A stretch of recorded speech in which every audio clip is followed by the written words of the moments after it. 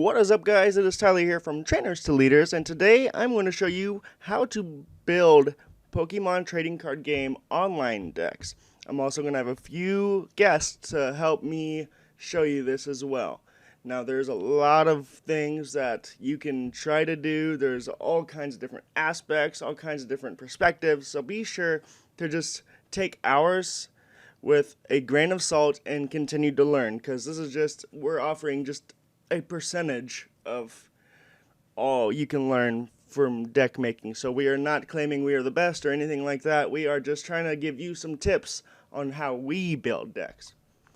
Now I'm going to show you one of the first tips that I learned when I was building decks is when I redeemed these. When I first started building decks, I wanted to see how the Pokemon company themselves was building the decks. So I've come to learn that they run a 30, 12, 18 line. 30 Pokemon, 12 trainers, 18 energy. Now, I'm assuming they just run with more Pokemon just to, live up to the Pokemon name or something, or just, I know they're not very competitive decks, but just to make them a little bit more Pokemon oriented is all I'm assuming. I like to run closer to 20-20-20. I like a lot more trainers. This is just really not enough for me. The draw support is not there. They're missing any professors. They don't have a lot of the staples that you need for competitive decks. But this deck is fine for playing. It will play fine. I have play tested it. I actually have made a deck spin-off on it, and I've lowered the Pokemon count, increased the trainers and energy. So I've changed it a lot. But if you want to look at all of these, I can show you them. They all run pretty much 30, 12, 18, or something close to that. Maybe 30, 14, 16, something like that. But they all stay pretty close to that line. Now, with certain decks and things like that, like Night March, those numbers are going to be way different. Night March can be up to like 35 or 40 and just run a few trainers and hardly any energy, because you don't need more than probably 6 energy, 8 energy for Night March. But there is just all sorts of different things, and I like to make my decks with originality. I don't like the Yugi tubers call it net decking. I don't know. I don't like to go online and just get lists. And if I do get a list, I do change it up a little bit just so I'm not running what everybody else is running. It's not that cool, or I don't think it's that cool. I like to have my own little twist on things. If you do that, that's awesome. Good for you, but I do not. I just like seeing. I'll take a deck and I'll take the list and I'll just edit and put in what I like or what I think will run better, or if I'm interested in trying a new tactic, I'll try something new. But as you see, the Pokemon Company stays with something closer to 30 Pokemon, 12 trainers, 18 energies. Now, with what I like to run, like I said, is 20-20-20, so I'm going to show you a couple of my decks. Here's Ashley's deck. Now, this is an edited fairy. She edited the Enchanted Echo deck. So you'll see a lot of the same Pokemon, just with slightly different things, like the Outrage Dragons, the good Eevee, of course, just a lot of Sylveons. See, she put different Sylveons in there than what it was supposed to have. She also threw in a Mewtwo EX and a Xerneas EX, and this deck actually turned out to be pretty powerful, and this is before any of the fairy support that we've gotten in recent sets, so I'm sure if she updated it, she could make it much, much stronger. But you can see an idea of what she runs, Evo Soda, just so, it's a pretty good deck. I've showed it on my channel a few times, and it's pretty powerful and runs very smoothly. 18 energy, all fairy, that's all you need. It's really just a mono-type deck, and it can run like that. It's mono-type because you'd only use these two for the Outrage. Alrighty, so let's show you my Charizard EX deck. This is one of the first decks I've ever created, so it's not that good. Alright, so you can see, like I said, it's the 20-20-20-ish. 21 Pokemon, 19 trainers, and 20 energy. Still, it's pretty close to what I say. It has a lot of trainers. I love trainers. I feel like the trainer is a lot of the deck. It's a lot of the engine. It can make the deck run smoother. If you have one extra trainer, it can make it just run way better. Energies, I feel like, are things that you really need to be careful with. If you have too many energies, it's not good. If you have too few energies, you're screwing yourself over. If If you have the right amount, you are living the dream, and you really just got to fine tune and find the perfect amount of energies. Otherwise, you could not get enough energies, and you could be finding yourself just trying to even attack or power up any Pokemon, which is one of the worst feelings ever when you're playing against someone.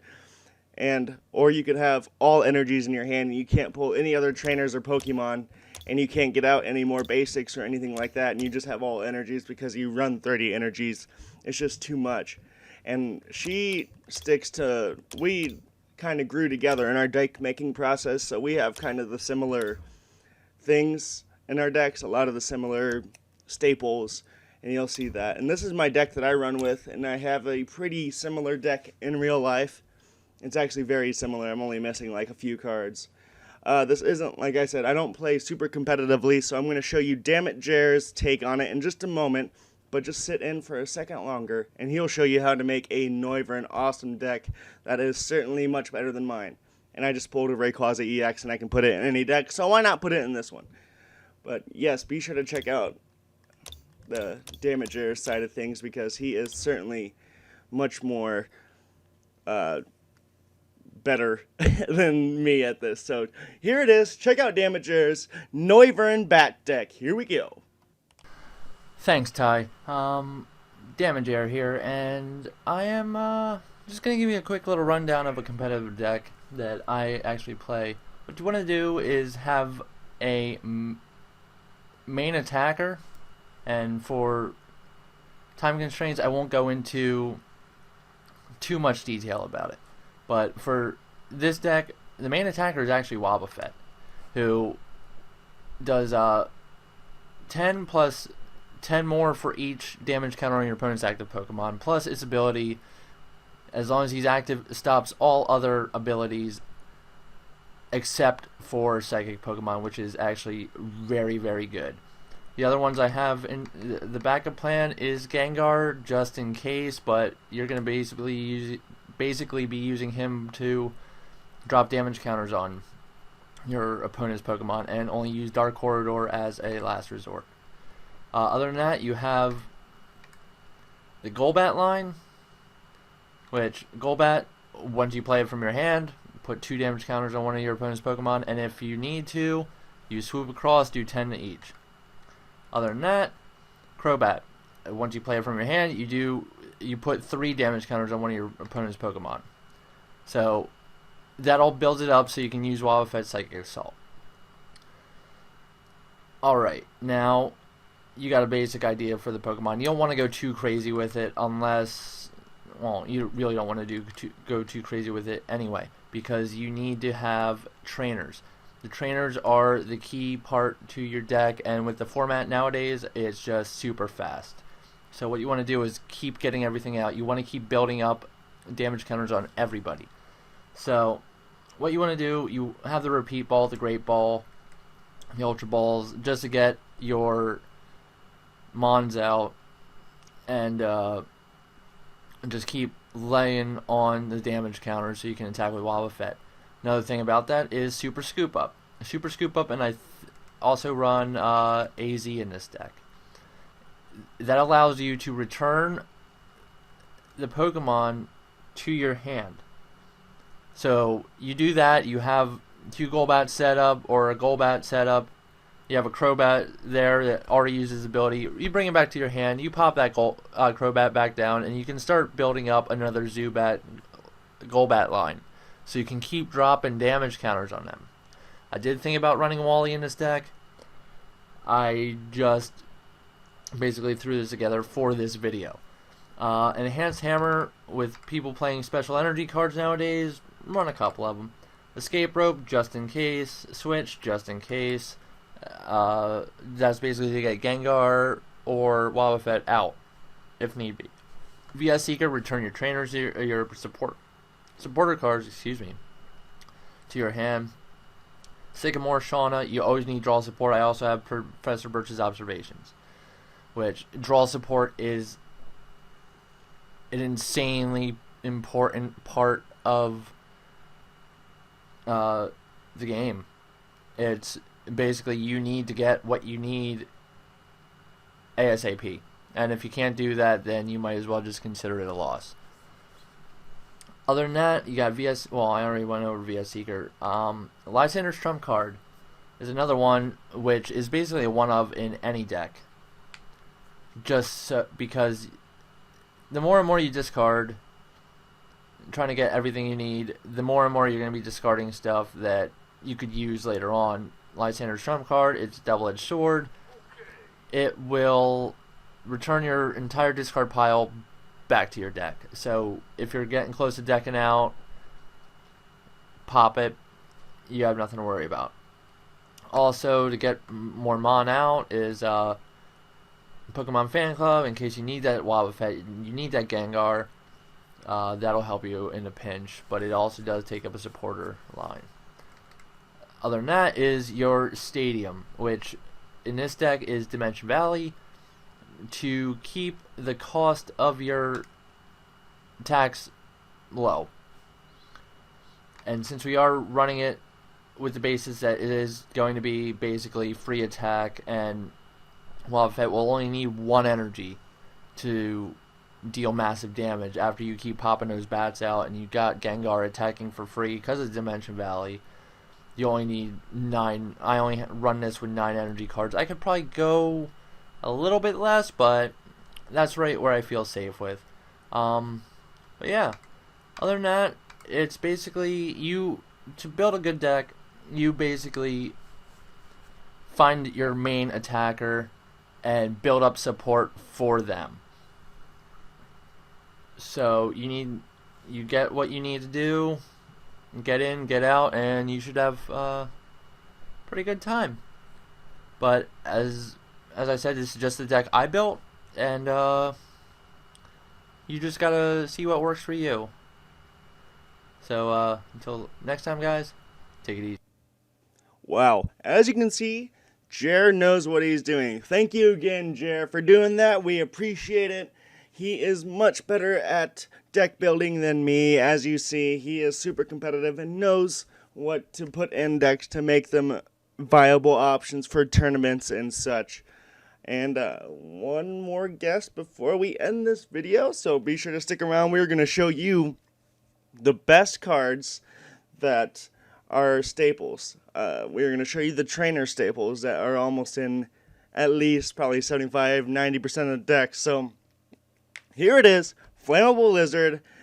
Take it away. Hello friends, my name is FlammableLizard and I'm here to provide you guys with the details on some staple trainer cards that work wonderfully in basically any Pokemon trading card game online deck that you may build. Trainers are extremely important in decks because they help achieve specific goals to help your deck's strategy beat your opponent's strategy. These cards are based on the current standard format of Boundaries Crossed On, so just as a disclaimer, this may not work past 2015, but some of these cards will be still in the next format. So we're going to start with supporters because they are some of the most important cards that you can use in your deck to really make it work. The first supporter I want to cover here is Professor Juniper, or Professor Sycamore if you prefer that one. These two cards have the exact same text, so that's why they're usually mentioned together. They allow you to discard your hand and draw 7 cards, which is a great way to try to improve your hand when you're in a tough spot. The next supporter we have here is N. This card makes both players shuffle their hand into their deck and then draw a card for each of their remaining prize cards. This card is used most frequently to shake up the game by giving both players new hands and possibly ending your opponent's advantage if you have more prize cards than them at that time. Next we have Colress. This card allows you to shuffle your hand into your deck and then draw a number of cards equal to the number of total benched Pokemon in play, so that includes both your and your opponent's Pokemon.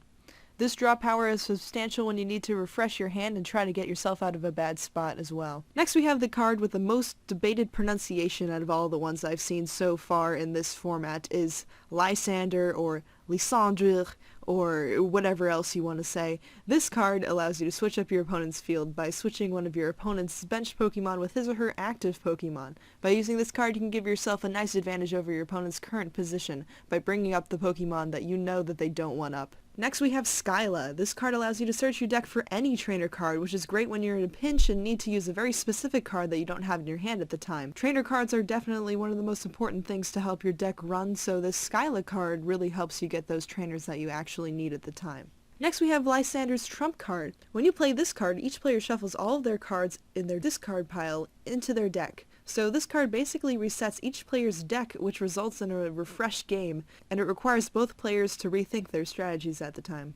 Next we have Professor Birch's Observations. This card allows you to shuffle your hand into your deck and flip a coin. If you get heads, you can draw a full new hand of 7 cards, while if you get tails, you can only draw 4 cards. Even with the possibility of getting a tails and just 4 cards to draw, this card really helps refresh your hand and gain new cards to fix a previously bad hand or situation. Next we're going to cover items, which are extremely useful because you can use as many item cards as you want during your turn, unlike supporters, which you can only use 1 per turn. The first item we have here is Ultra Ball. This card is used in basically every deck I've ever seen because of its ability to search your deck for any one Pokemon that you need at the time, with the cost of discarding 2 cards from your hand that you're not using at the time. Next we have Starling Megaphone. With this format being heavily reliant on Pokemon Tools, which is the type of card that I'm going to be covering after all these normal item cards, you can use Starling Megaphone as a great way to disrupt your opponent's strategy by discarding all of their tool cards. Bicycle allows you to recover from having a very small hand by drawing cards until you have 4 cards in your hand. Doesn't sound like a lot, but having some draw power is essential at many points in the game, so Bicycle gives you a nice boost when you really need it. Next we have Switch. Switch is a very popular card because it allows you to switch your active Pokemon with one of your benched Pokemon, which helps a lot when your active has high retreat costs that you don't really want to deal with. Next we have Hypnotoxic Laser, which is a hated card by most, but also loved by many. This card makes your opponent's active Pokemon immediately poisoned, and it can put it to sleep too if you flip a heads. Inflicting status conditions gives you an extra way to add damage onto your opponent's Pokemon, which can help set up for major knockout. The next card we have here is Roller Skates. This card allows for draw power as you can draw 3 cards if you flip a heads. The coin flip required to use this card is a bit of a downside, but it is very useful if you can get that good flip. Next is one of my personal favorites. We've got Rare Candy. Rare Candy can be played to evolve a basic Pokemon directly into its Stage 2 evolution, which skips the Stage 1 entirely. You must remember though that you cannot use this card during your first turn or on a basic Pokemon that you just played the turn that you were planning on using this card. Evo Soda is another card that allows you to evolve your Pokemon, because it allows you to search your deck that evolves from one of your Pokemon in play, and then put it onto that Pokemon to evolve it. This card is extremely beneficial when you want to evolve a Pokemon but do not have its evolution in your hand at that time. Next up we have Escape Rope.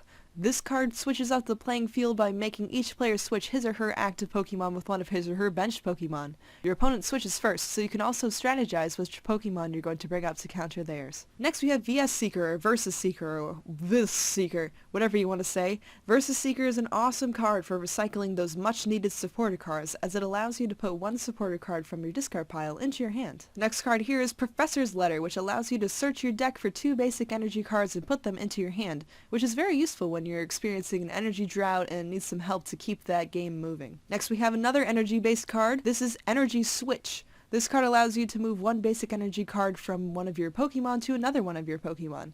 This card is useful when you know you're going to switch your Pokemon out and need to rearrange your energies to have a more strategic placement of them across your field. Next we have Enhanced Hammer. With the prevalence of special energies, this card is extremely useful because it allows you to discard a special energy attached to one of your opponent's Pokemon, which can really disrupt somebody's strategy. Next we have tool cards, which are part of the item category, but you need to attach them to one of your Pokemon to have the effect take place. So first off we have Muscle Band. Muscle Band makes the Pokemon it is attached to do 20 more damage to the opponent's active Pokemon, which can really increase the damage you do every turn, especially with weakness. Next we have Float Stone. When you attach this card to a Pokemon, it gives that Pokemon no retreat costs. This effect is very beneficial for cards with high retreat costs because you can switch them around without worrying about wasting energy cards. Another type of item card you can use is the Ace Spec. These cards are different though because you can only use 1 in your entire 60 card deck. With that restriction, you have to think carefully about which Ace Spec works the best in your specific deck. My favorites include Computer Search, which is extremely useful when you need 1 specific card to turn that game around. It works similarly to Ultra Ball, where you have to discard 2 cards from your hand, but you can search your deck for any card you may need, not just a Pokemon. Next we have Dowsing Machine. Dowsing Machine also requires you to discard 2 cards from your hand, but allows you to put a trainer card from the discard pile into your hand. This is useful when you know that you can't get a particular trainer card in time for a specific strategy, and you know that it was already used in the game, so you want to bring it back to your hand to be able to use for that specific moment. Next up we have Stadium cards, which affects the whole playing field, and can be game changers when used at the right time. First we have Burbank City Gym. This card is most frequently used in conjunction with Hypnotoxic Laser, which I covered earlier. as it requires players to put 2 more damage counters on poison Pokemon between turns. This card helps you inflict even more damage onto your opponent's Pokemon and can really put them into a bind. Next we have Skyfield, which is a newer threat. I've not played any tournaments that have Roaring Skies in format, but I wanted to mention it anyway because it allows each player to have 8 Pokemon on his or her bench instead of the usual 5. This increase in bench Pokemon allows for many cards that involve the number of bench Pokemon in play to have an amplified effect, which is a little scary and I can't wait to see how it works. Finally, I wanted to cover one special energy card because it felt really weird to leave it out. Double Colorless Energy is the only energy I want to cover here because it is a very important one. It allows you to basically attach 2 colorless energy with only 1 card. DCE, as it's usually called, has been a staple in the game for a long time because it helps cut down on energy costs for heavy hitting attacks. Now, after all of that is said and done, the cards that I mentioned here are just the cards that I personally have seen the most in my competitive TCG matches this season, so please don't think this is a complete list of good trainers. These are just the ones that'll work in any deck in the current format. Many decks require many different trainers that I didn't mention, such as Battle Compressor for the Night March deck and a Colress Machine for Plasma-based decks, but I didn't want to cover all those specifics because it would take way too long. I hope my little segment on essential trainers here has been informative, and I hope you all make the best Pokemon trading card game online decks out there. Now we're going to head back to Trainers to Leaders to see what else they have to say about making decks on PTCGO. Alrighty, thank you FlammableLizard, and that about does it, guys. Thank you for watching this extremely long video. I know it was long, but I hope you picked up something that you can use in the future, at least a couple things about trainers or deck building or competitive cards that you should use. I hope you picked up something. Comment in the comment section down below if you did. Comment your favorite part. Be sure to thank FlammableLizard and DammitJer. They did an awesome job. Thank you so much, guys, for doing this. And yeah, thanks again for watching. Trainers out. See ya.